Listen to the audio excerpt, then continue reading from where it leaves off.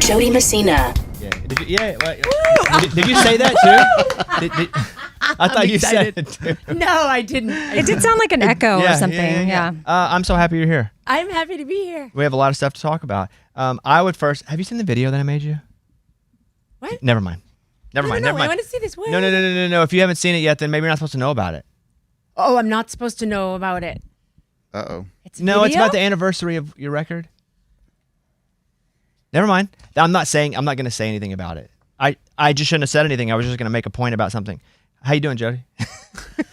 Now she wants to know about it. I'm like, wait a minute, what's going on? You're about to have a big anniversary for your first album. Yes. Yeah. How many years? 30. Yeah. Which is pretty great. So if you haven't seen it yet, I will tell you, I did a whole video talking about it and what it meant to me and all of that. But if you haven't seen it yet, one day you'll see it. I haven't seen it. Okay. Then I'll just leave it there.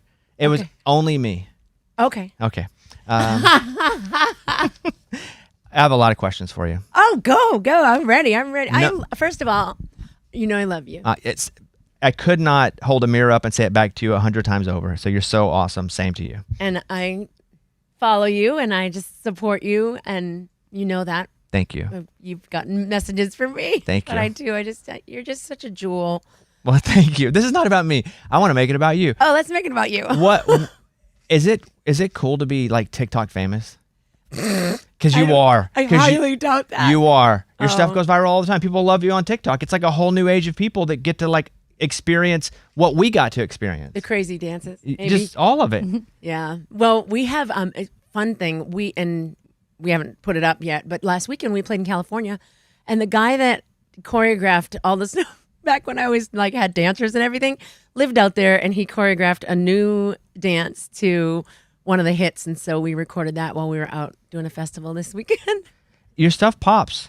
Well, thanks. Yeah, like do you keep track of what your videos do? Like sometimes, but we're moving so fast, and now everything's getting really busy. So. And this is the first record, like new music, right? Yes, in a long time, over 10 years. Now I released something, I think, in 2014. Not a full record though. Like a GoFundMe or whatever it was, a Kickstarter. I don't even know, are they still in business? I don't know. So something like that, but a major release label thing. The last thing that came out, I think, was My Give a Damn Busted. Was that 2007? Yeah. It's a long time. What does it feel like to put out a new project? Because it's been we have done a full project. Are there nerves? Is it excitement? Is it both? Both. Are there expectations? From other people, yes. What do you mean? What do you mean? Just other people have expectations for it, and so you don't want to let people down, especially those that are working really hard on it, with the marketing and the promotion and that kind of stuff. So I'm just happy to be here, Bobby. You know that. Earth or in the studio? Just the studio, of course. And Earth. No, literally every morning. I mean, I'm like, this morning I sat outside and I was like, God, thank you for today. I get today. Well, today's a big day because the single's out. Yes. New album will be out this summer, but the new song is out. And so we're going to play Some Bridges. Ooh. So this feels like this will be the first time I hear it on radio. It will? Yes. This feels like a wisdom song. It is. Tell me about it. Well, we grew up, and as you're growing up, we're always told, don't be burning bridges. Don't burn the bridges. Oh, I know they, like with my kids, I'm like, don't be rude to those hockey players in rec hockey, because you don't want to burn those bridges because they'll probably be on your team next year. Or, be respectful to the coach. Don't be burning bridges because, you might run into them, whatever. And we're told don't burn bridges because you're not going to find your way back. And, or if you take chances, which is so funny because I'm looking at your book, Fail Until You Don't. If you don't take if you take chances, you're going to, you might end up off track. You might make a mistake. You might fail. And it's like sometimes you have to fail, sometimes you have to burn bridges. If they lead you back to a place that is harmful to you or where you lose yourself, it's not worthy. Did you feel like this was the single when you wrote it, or did you get all the songs together and then go, this is the one? Bobby, did we send you a link for the album? Why do you say that? It's loaded. So I let someone else pick it because I was like, oh, I love this one. Oh, I love this one. Oh, I love this. So I was, they're like, boom, let's come out with this one. But so I wasn't, I'm gonna play it. Play Is it okay? it. Yeah. Can I play it now? That'd be awesome. Okay, we're going to play Some Bridges. This is the new one here from Jody Messina. Okay, so I have other things to talk about. I want to go to Amy first. What song comes to mind if I just say Jody Messina? What song first comes to mind of all of them? I mean, it's got to be Heads Carolina. Well, do you think that's common? Is that it with most people? Because I think Bye Bye to me is the one that comes to mind That's first. another good one. I was trying to see if another would come to me, but then that wouldn't be fair because then the first one was Heads Carolina. What do you think the first one is to people? Probably right now, Heads Carolina, because of its Resurgence. Yeah, because of its resurgence. And then, with Cole. Yeah. That's right. But if you look at what people are playing from my catalog, I think Bye Bye was first, then I'm All Right, then Heads Carolina. Isn't that crazy? There's a lot of them. Then Lesson and Leaving, then Stand Beside Me, Bring on the Rain. Listen and leave. Sing 'em all. We're going to do a segment here where Amy sings all your songs back to you. I could. Amy, and I here start, she you is finish. with Lesson Leaving. Amy, go ahead. Oh, somebody's gonna give you a lesson and leave, and somebody's gonna give you back what you've been given, and I hope that I'm around to watch you knock it down. That's it. Yeah. I threw you off. Sorry. It's No, trust me, you didn't throw her off. trust me. It was. It wasn't you. That's not it at all. Jody. Yeah. Are you still living away from here? I live here. No, I went. I don't talk about this a lot, but Then it's don't. you. Then It's don't. you. No. Okay. It's him So and I a lot moved of to other Georgia for a few people. years. I went down there originally. Yeah. Cancer Treatment Centers of America is down there. They had one in Atlanta and one in Minneapolis. They don't exist anymore. But anyways, that's why I went there, and I was there for a few years, and now I'm back. How's your health? It's good right now. Yeah. Yeah. Monitoring always? Once a year. No, I'm to the point where it's once a year I go in and get checked. Yeah. With the blood work and scans if needed or whatever. How do you feel physically? Pretty good. Yeah, good days? Pretty good. Some not good days? No, the day after leg day or the second day after leg day. Well, I train every day. For what? No, weight train, like lift. No, I Like, know. Just know. for Because I say that and to I tell them I prevent- train. They're like, why are you training? And I'm like, I don't know, apocalypse? No, That's what I Bobby. say. But you act like you're training to be a pro athlete. It's like we're training for life, like osteoporosis. Well, actually, I'm going for a look, but Oh, you're going it's taking longer. It's taking a lot longer than I wanted Amy to. was projecting right there. Yeah, no, well, lifting is very important for our bone health as women. It's and just I have kids, and you'll find this out. It's a lot of energy to keep up with them. So, yeah, and I'm gonna start running with my 14-year-old. I used to be a big time runner. I ran Boston Marathon, Chicago, San Antonio. No way. Oh, wow. I didn't qualify, Bobby. You just got on and ran? I was invited to run because I'm from Boston. So I would never have qualified. I'm way too slow. What was your time? I was, if you go look at that year, I am the second to last, only before my brother, who let me cross the line first because they cut it off at 6 hours. I think we're 5 hours and 59 minutes. I pulled my IT band at mile 6. So I'd have to stop every mile or so and let my leg loosen up, let that muscle loosen up, and then start again. But I did finish it. Did you see them shutting down and you're just trying to beat them shutting down, taking all the stuff off? Like No, 6 I hours? think they were waiting. Oh. But they're like, keep going, because there was news crews when I crossed the finish line, and I was just, the last thing you want to do is talk to somebody when you've been running for 6 hours. You were a marathon runner. Yeah, I mean, I was never fast. That doesn't matter. It's kind of the story of my life. You just keep going. You just keep going. You just keep going. Again, I'm going to reference your book. I love it. Thank you. Just Buy it keep on going. Amazon, everybody. I know. Wow. Fail until you don't. So how many did you do? You did Boston, Chicago? Chicago. I did the whole Chicago. I did the half of San Antonio, crossed the finish line, walked on stage, and played a show. It was a rock and roll marathon, so they have a concert at the end. I was it. So I had to finish my half marathon before the set started. So that was a little. But you knew that was you knew. Oh yeah. They hired me to go down there. But you and knew you were going to run it and then play. Yes. How was that? Was that hard to do? It was okay. My legs started to feel a little jello-y towards the middle of the show, and then That's crazy that you would do that. You're doing a lot of shows. I was looking at your tour schedule. It's part of I would imagine being in shape helps you do a more active show, right? yes, my show is very active. What do you mean by that? I don't stand still. I'm there's 2 songs where I play a guitar on, and that's about the stillest I get. And then other than that, I'm running around. I'm headbanging. You'll see a lot of pictures, my hair flying. What do you do as your Not a beauty show by any means. I don't want to spoil it, but what do you do when you have so many big songs? What do you do as your final song? And if Final song of the night? Yeah, is this a spoiler? No, it's Okay. not my song. Oh, okay. I give a little pep talk to the audience. I'm like, if you have dreams and things that you want to do, surround yourself with positive people. Can I guess then? Yeah. Give me the pep talk and I'll see if I can guess the song. Okay. Oh, well, it ends with, okay. So I mentioned, if you have something that you want to do, don't surround yourself with naysayers, because there's plenty of people that will say, well, that won't work because, and I always tell my team, I'm like, please don't tell me why not, tell me how. You want people, and I'm like, look, God's word tells us that the tongue has the power of life and death. You either have people around you that are like, oh yeah, well, not sure that's going to work out, or that's dumb, nobody's doing that. Or you have people that are like, you can do it. You've got this. No, and I do say to the audience, I'm like, I'm not saying you're the greatest in the world. I was never, my sister was my greatest support. She's like 15 years older than me.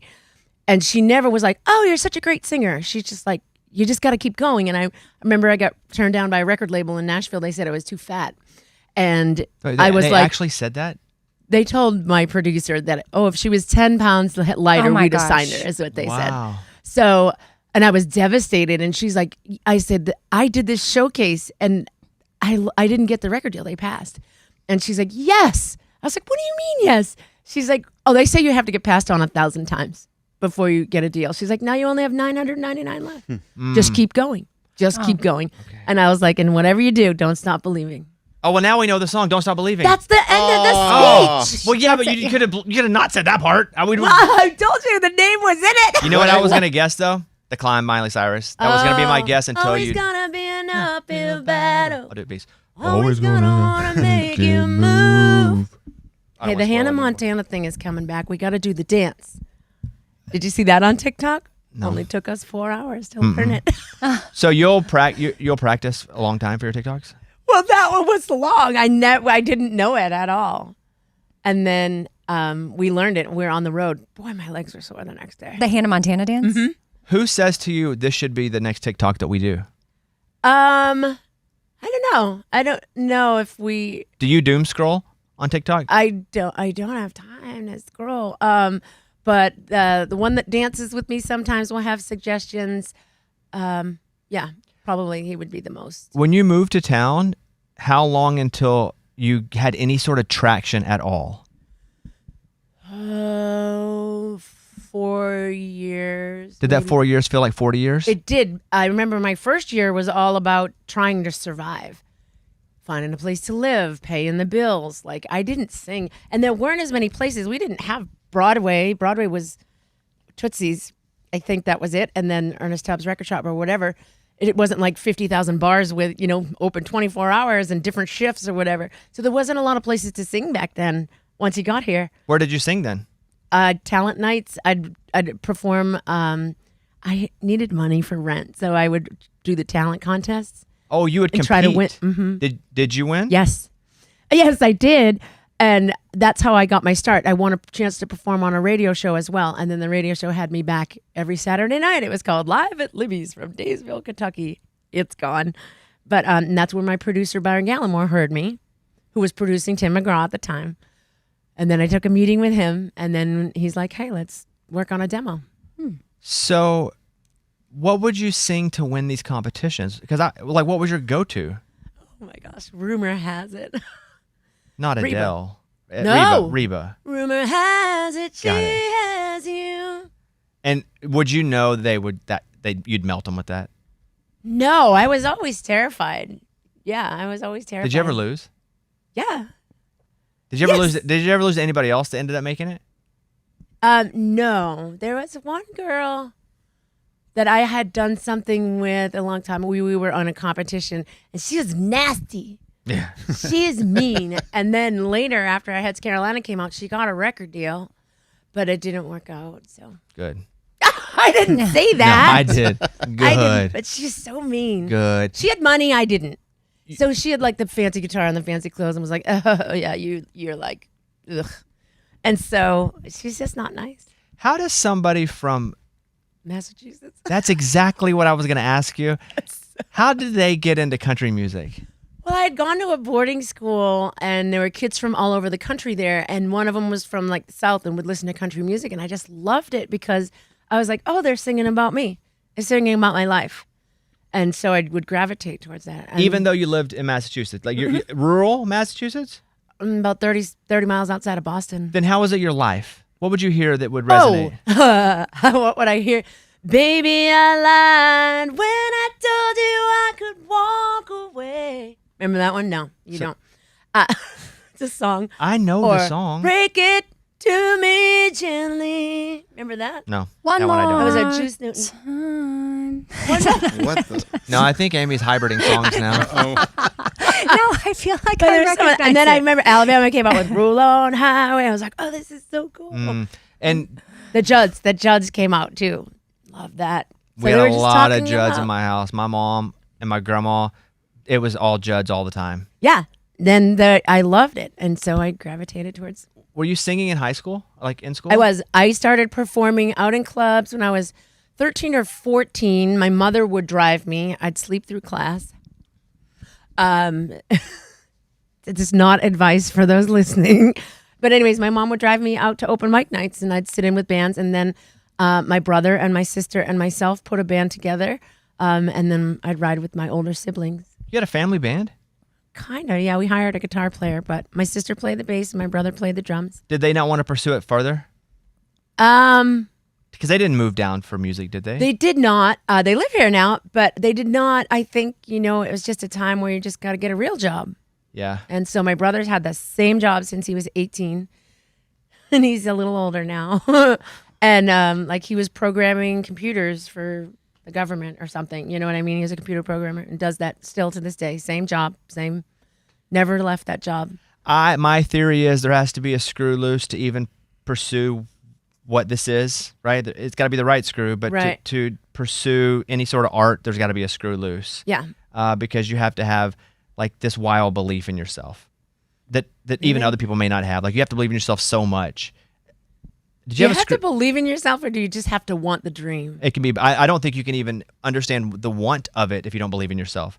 Really? Because I'm really insecure, even today. But I'm really insecure too. I think insecurity fuels me. I'm embarrassed by everything that I do. It's a weird juxtaposition of I believe in myself more than anybody ever, but also hate everything about me. Right. I hear you. I didn't mean that in a mean way. She's like, I hate everything about you too, man. But no, but I get it because I'm looking at myself in the room. I got my picture taken next to your sign, and I was like, I look awful. You know what I mean? You're your own worst critic, and so that circle just keeps going on and on in your head. Even when you're standing in front of tens of thousands of people. I remember playing Texas Stadium for the first time, and I stood there at the edge of the stage, and people were like screaming and cheering. It was so loud, it like rumbled the stage, and I'm like, what am I doing here? Like, I don't belong here. Like, and none of these people realize that. And you can't let them know that you're thinking that. Yeah, well, I did now. Yeah, I think that I think that happens with a lot of artists, though. That when for me, especially when I got to a point, you start to go, man, I don't like this is kind of crazy. I don't know if I'm actually good enough, but I believe I at least believed I was good enough at some point. I think there's a point of gratitude too, where the gratitude kicks in. So if you go see my show now, it isn't really, hey, look at me, I'm up here. It's like, oh my gosh, we're gonna have so much fun, And I do. We have a blast with the audience. But for you to move down here and want to be a singer and also have to have a job to make money, again, you didn't have the benefit of having your bills paid for Oh, no. and still pursuing this. Like there's a small screw loose to think you could do that. I think it was naive. It was. That's a superpower, though. If I knew that everyone that I ran into in town was in town for the same reason, my insecurity would have kicked in, and I'd be like, no, I can't compete with all those people, right? But I didn't know, so I was like, oh, in order to get a record deal, I got to go to Nashville. So okay, I'm going to Nashville. Me and 50,000 other people. Did you get down and see other people and go, oh wow, the competition is pretty tough? Yeah, they're talented. Oh yeah, I'd go to these talent contests, and I'd be like, oh well, just put my name on the list. Something to do. Did you ever almost go home? No, because I loved to sing. I loved to perform. So that's what would fuel me and keep me in the room, was my chance to sing. That record label, I'm sorry, still thinking about them, that said you were 10 pounds. If I was 10 pounds lighter, they would have signed me like that. Yeah. Whenever you did get your first hit, did you ever think like, having like a Pretty Woman moment with them of like, big mistake, huge, like I have to go make music now? Love because that scene. I can't stop thinking about how, I know that's the reality for a lot of women in the business, pop, country. You've heard a lot of people, especially now that they're older, they're like, oh yeah, when I was first starting out, I heard this from my record label, this from my management team. To eat. I wasn't allowed to wear my hair this way. I had to wear these clothes. I had to. Yeah. So, did you, I don't know, did you just like let it go or? No, it's 30 years later. I'm still talking about it. I didn't let it go. Or if like you run into them, like kind of just. But you acting like it's not happening now, too. Oh, yeah. No, I'm sure. I guess I just have a little bit of hope that maybe we progress a little bit. But you're right. We probably haven't as much as I would like to think. Was there a time? It does still happen. Actually, on my record, there is, I was talking to an artist and she's like, man, I just, I can't do this. I can't do that. She's like exhausted. And I said, whatever you do, don't let them hide you're beautiful. And then we wrote a song. It's actually a song on the album. I believe it's track 3. Oh, yeah. There you go. You know everything. But yeah, that's where that song came from, was someone being told by everyone else, no, this is what you need to do. This is how you have to look. This is what you should do. This is where you should be. This is, and she's like, none of it's me. What are they selling? It's not me. And I was like, well, don't let them hide you're beautiful. Was there a time when you got to town where you had so much success that you started to feel a bit bulletproof? Because you had a run, like a multi-week that's like never been done before, where it was like number one for multi-week, number one for multi-week, number one for multi-week. Well, and that's the thing. I remember Byron Gallimore telling me, my producer saying, I was like, oh man, it would be so great to have a number one record. And he goes, yeah, but then you got to have another one.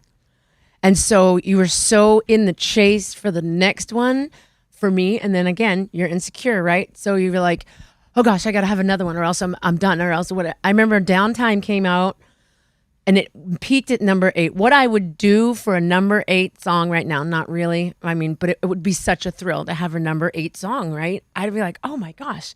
But as soon as that song maxed out at number 8, they're like, well, she's done. She's done. She's over. Again, that was like probably 20 years ago. But still, at that point, everyone was so disappointed. And I felt like they were disappointed in me. I was like, I am a failure. I am, So I don't know that there ever was a point where I felt bulletproof now. It was always about working harder. If you could do it again, or you could tell you back then, like right when it was starting to hit, like right before you got your first number one, you have a deal, what advice would you give yourself then? I always say this, don't sell out who you are just to be successful. Do you feel like you did that? I think there were moments, yes, where I did that. And I would look at pictures and be like, oh boy, I remember that. There was a point where I was myself, then we had some success, and then all of a sudden the people would flock and be like, wear this, do that. We had a photo shoot, and I remember looking at these photos. My hair was bone straight, long, down to here, all these like couture clothes. And I was like, I don't know who that is. And they're like, oh, but you look beautiful. I'm like, yeah, but I don't know who she is. Like, I don't know who that is. Who is that? I said, I don't go to Kroger looking like this. People, they will never see me look like that. I can't sell that. Why would I represent something that I'm not? Ooh. Which that was then back then it was like, oh, we were being difficult. Oh, she's hard to work with. And it was really just, I can't pretend. I can't pretend to be something that I'm not. Were there a group of women that kind of had each other's back? Or did you have at all? Or was it so competitive? No, it wasn't. I don't know that it was like backbiting, competitive. And I don't even know if it's that way now. I think a lot of social media creates those scenarios where it's like I see all these girls and just I love them. But of course, I'm a little older. So I'm going to, they don't see me as like, oh, get out of my way. But I think at that point, again, I was just running so hard for the end zone that I didn't really, I'm always on the road. I was always, touring always or in the studio or whatever. I didn't have time to be like, hey, how's it going? And I was terrified. You know what? Actually, okay, back to the Insecurity.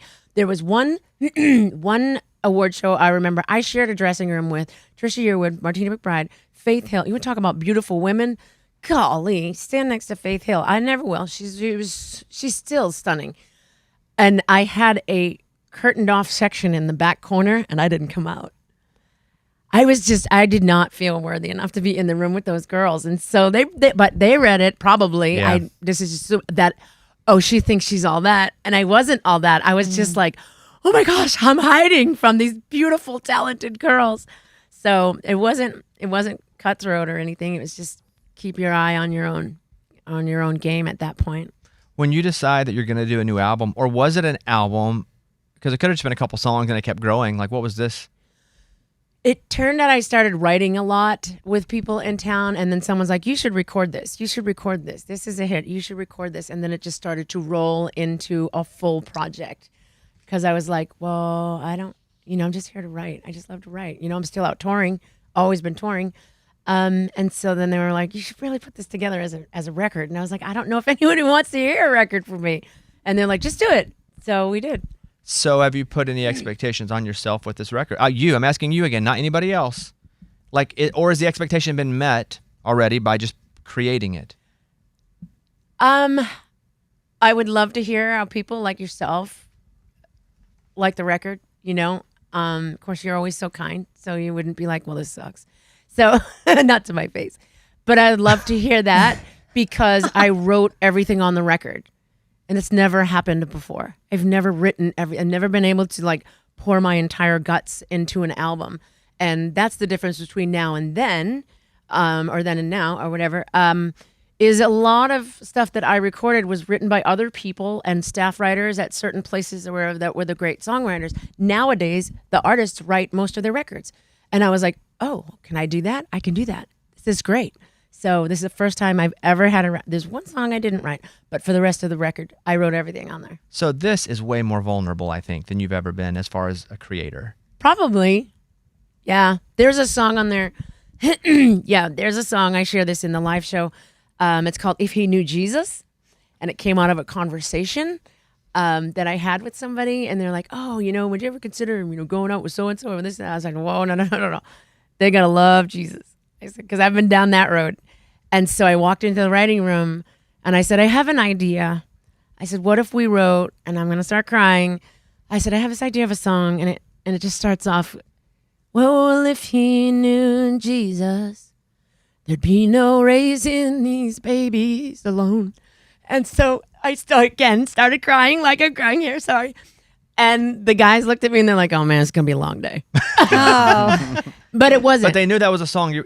But that's what they meant, though, right? Like, it's going to be a long day because they're going to write that song with you. Well, just because they're like, oh man, we got to deal with her emotion. But we made it through. And then there's a verse in the bridge that's like, well, he might go to church, know the words in the Bible, but only if he knew the man or whatever. And then one of the guys was like, okay, this is making me second guess myself here.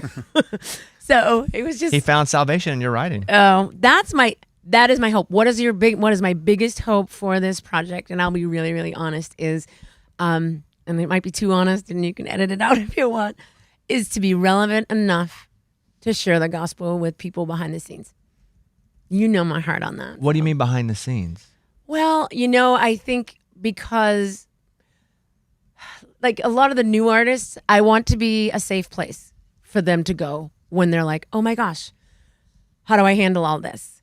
Because they're inundated with requests and demands and requirements and all this other stuff. And it's like an opportunity to say, hold on a second, you're okay. You're okay. I just did a show with Carter Faith. I love her. And She's awesome. I was like, here's my number.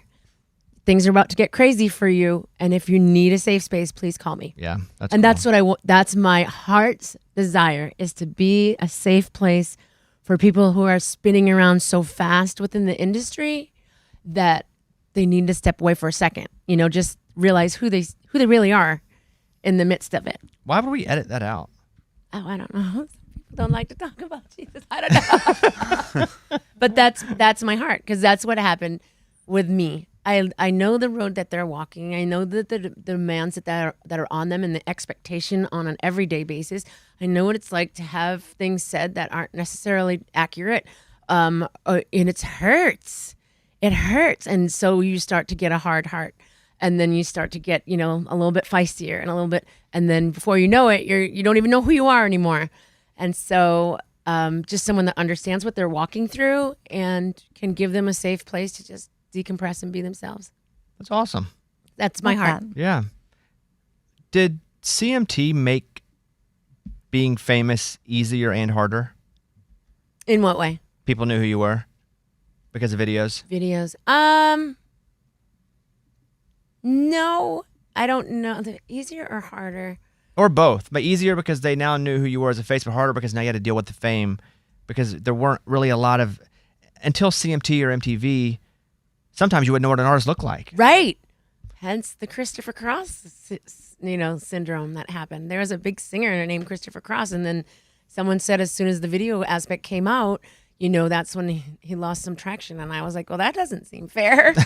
But it did put a lot of expectation on the way you carry yourself and the way, you know, you have to look and et cetera. It did put all that added pressure on you, but also it was good for, you know, people recognizing you and familiarity in the sense of getting shows and getting work. Did you ever have like valets handing you music and stuff? All the time, still. I drop stuff in my mailbox wow. all the time. In your mailbox? Like at your home? Yes. Oh, no, I don't like Or that. That's I too- think the latest was the insect guy that came over and he's like, hey, yeah, so here, will you go check out my stuff on this website? Pest control? Like, Pest control, yes, the insect guy. but was But he's he, a singer too, sounds like. Right, Yeah. but was he pest controlling like, My your house? Yes, and after then he sprayed the house, Okay. he was like, and don't forget, listen to my songs. I mean, I guess, yeah, they show up and then they realize, like, okay, whoa, this is Jody Messina's house. Like, maybe I should shoot my shot. But what can I do? I'm like, I can't do anything for myself. Never mind for that. I'm like, I don't know. That's not true. That's funny, but that's not true. It's kind of true, right? I don't think so because you play these shows where tons of people come. Again, I made the comment earlier. You're now TikTok relevant, which is the hardest thing to be. Like, you just have all these different avenues because fame is so fractured now. It is more fractured than I've ever seen it. Somebody could be famous to somebody, and then the person next to them has no idea who they are. Yet this person is freaking out because this person that they follow on TikTok. Right. And so I think you're now so tucked strongly into these areas of like new versions of fame. Like I see people freaking out about you on TikTok and I'm like, oh dang, this is like a whole different world of fame versus what the fame that you have had for the past 20, 25, 30 years or so. You're right. I love that it's fractured because it used to be, you know, so many TV shows and everyone would watch them and everyone either knew them or didn't. You know what I mean? Yeah. It was like, it's not like, you know, you find your celebrity here or you find your music there or you find, you know, so that's a great way of describing that. It's so great. But I love it in the sense of people are like, well, we think your demographic is da-da-da-da. And then you come to, and a lot of these people don't come to the show. So my whole thing is look at the first 50 rows. Yeah. Like we got 6-year-olds with their moms and their grandmothers. So we're covered. So I think with all those different social media platforms, we're able to hit different demographics. And you know what? These kids still love Bye Bye, and they still love I'm All Right, and they are singing it so like it's crazy the way they find music now. They're singing like deep cuts, all the words. I'm like, I don't even know the words to this. So That's it's why I blowing me felt away. you were being too harsh on yourself when you said you can't even do things for you. You're doing massive, great, wonderful things right now. I think I live in a bubble. So I'm like, I just do my little dance, you know, and then I go bring my kids to school. And that's true, you know, or I'm at the rink, I'm at the hockey rink or whatever. Kids play hockey? Yes. So I see Dirk Bentley quite a bit. You play against Dirk's kids or same team? Well, his kids are younger. Got it. His son is younger. So, but they're, you know, I'm like, it was so funny. One time I was like, are you at the rink? I texted him and he texted me back. He's like, I'm always at the rink. I'm like, I get you. So do your kids play hockey because they have fallen in love with it because of Nashville or because you come from a hockey place and you pass it down a little They bit? discovered it on their own. They discovered it when we lived in Georgia. They started with inline hockey, which I don't know what that is. like a rollerblade. Got it. And then they wanted to play ice. So when we moved back here, they play ice hockey. Just too cold for me. You think? if I gotta wear a coat to go watch a game, ain't for me. Well, sometimes you don't have to wear a coat, but sometimes, yeah, sometimes I keep those rinks. Do you travel? Are you a travel parent? No, because I travel for work. So my kids were not able to try out for the travel teams. That's probably better. Well, Yeah. and I wasn't going to let them like, hey, go to, Detroit by yourself with people that I don't know and all that stuff. But Well, I'm so happy that, one, you're here. You have a box of gifts. Do you want to give it to us now or do you want to give it to us after? I don't know what it is. oh, it would be on the it would be on the air. Look, you can see my pants. No, your pants are awesome. I wear happy pants. Mainly on Tuesday mornings, I lead worship at a school, and so there's 18 months to 8th grade kids that I lead worship with, and I always wear my happy pants for them. Mostly the middle schoolers could care less, but the little ones like my pants. So And we're like your little ones. Yeah. Yeah, We that's act what like we that. are. That's Very kind of cute. how it's our whole situation here. did you get to all your questions? Oh, I could do this for 2 hours. Oh, well, we could fire them. I'll keep them in 10 words less. Did you ever, like way back in the day, talk about doing Dancing with the Stars? Oh, yes. Yeah, I wasn't ever. But did they not approach? They approach you or no? No. They never approached you about it. No, I went out there a few times too, so to support people, and they still never called. See, okay, I'd like to say Maybe they saw my TikTok. it hasn't been up long enough. I think you would be excellent for the show.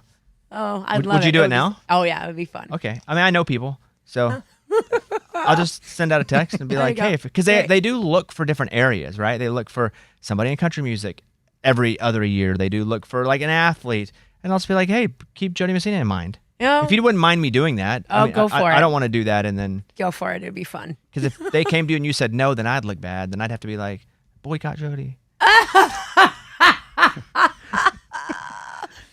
I don't even have a response to Okay, good. All right, good, the boycott thing. I thought I'd have a quick comeback. I didn't. The album just is out this summer. I don't know what that means. Any date yet? We're just Yeah. waiting. Do you just want to wait? Yeah, there's Sarah. Sarah, what do you think? You don't have to say it now. You can tell. Sarah's like the mastermind behind all the marketing. I just heard wait. They're close to confirming, so don't say yet. Oh, okay. I heard in my ear. Oh yeah, there is something in the works there. Do you play any of the new shows live? What do you mean new shows? Or new songs live? So far, we do If You Knew Jesus. We do that whole song, but we will do a piece of Welcome to the Show, and then a piece of Some Bridges. But I'm sorry, this weekend. I'm sorry, tomorrow. Now that it's out, we're gonna do the whole song. That's awesome. But people were so frustrated because I would just do the little bit of the chorus and then the hook, and then would end it. And they're like, no, they've never heard the whole thing till your show. Amy, any question for Jody before she goes? Yeah. Well, your energy, like, where does that come from? Yeah, how do you do it? Like Gratitude, I think. Oh yeah. Okay. So it's just pure like, like it's joy. It's not. There's a happiness, joy, content. Like, would you describe yourself as content? Somebody said, why is it taking 10 years? And I was like, well, I don't know. I've just kind of been content, I'm happy. So when I say I'm happy to be here, I'm happy to be here at the Bobby Bones Show. And happy to be here, Yeah, well, there is a different energy about you. Well, like sometimes people come in and they're happy and it feels a little manufactured or just like they're putting it on, and like you're just like, Well, I feel the energy. So That's Jesus. That Okay. joy that comes from within is not like, oh, he makes me so happy because he gave me a new car. I don't have a new car. I bought it used. It's 5 years old. Anyway. But it isn't that. It's not happy. Happiness is depending on your situation. It's Right. joy where, and perspective too, just grateful and grateful. I get to sit here with you. I'm like, that's a gift. That it really is. And you know that I love you and I see you maybe once every couple of years. And it's so this moment is awesome. It's weird that you say that because you're right. That's absolutely right. But social media allows you to feel like you're closer to somebody because we know each other. But I see all the stuff that you're doing, so I don't feel like it's been a couple years. But you're right. I think since we've hugged each other, it's been a couple years. Yeah. But I do like keep up, so it doesn't feel like we're so disconnected. And I also feel like I could just message you and be like, "Hey, what up?" Yeah. Yeah. But, yeah. I did. I said Bobby messages. That's not weird. I That's know. because we know each other. Well, yeah. I like to think so because there are moments where I just reach out, or I think when you announced when you guys made your announcement, I was like, hang on, brother. Your world's about to change. My wife getting pregnant? Yes. Yeah. Because let me tell you, there's a part of your heart, you love your wife and you think you know what love feels like, but there's a part of your heart that you don't even know exists until that child comes. And then you're like, what is this? Where did this come from? You know? And so I'm so excited for you. Thank you. Because you're such a good guy. Well, I appreciate you saying that. Thank you very much. You're the best. We love having you in. We can't wait for the album. And everybody stream the new song, Some Bridges. She's going to play it in her live shows. And again, I looked at your tour schedule. You have so many shows. So go to jodymessina.com. Shows all the way up until October. Oh, yeah. Follow me on socials. You'll get to see my dance. At Jody Messina. Jody, great to see you. Thank you so much. Too. There she is. Thanks for Jody having Messina, me. everybody.